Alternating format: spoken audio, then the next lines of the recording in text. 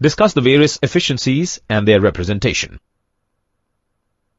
We know that when low-pressure air passes through the compressor and some external work is done on the compressor, then the air gets compressed to higher pressure.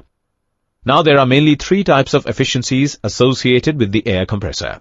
They are isothermal efficiency, polytropic efficiency, and isentropic efficiency. Let's discuss these one by one. Isothermal efficiency. Consider a PV diagram representing the actual and isothermal compression curves. Here process 1 to 2 represents isothermal compression, and process 1 to 2 represents actual compression. Now the isothermal efficiency is defined as the ratio of work input in the isothermal compression case to the work input in the actual compression case.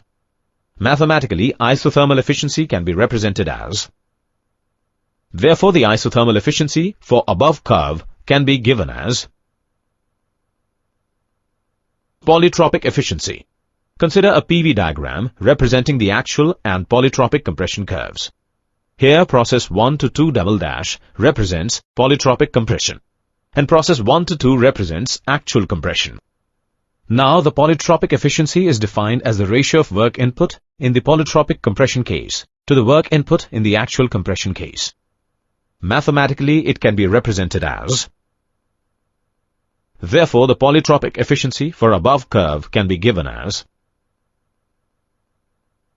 isentropic efficiency.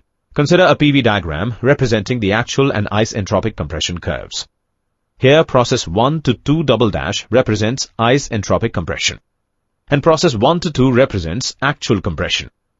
Now the isentropic efficiency is defined as the ratio of work input in the isentropic compression case to the work input in the actual compression case. Mathematically, it can be represented as.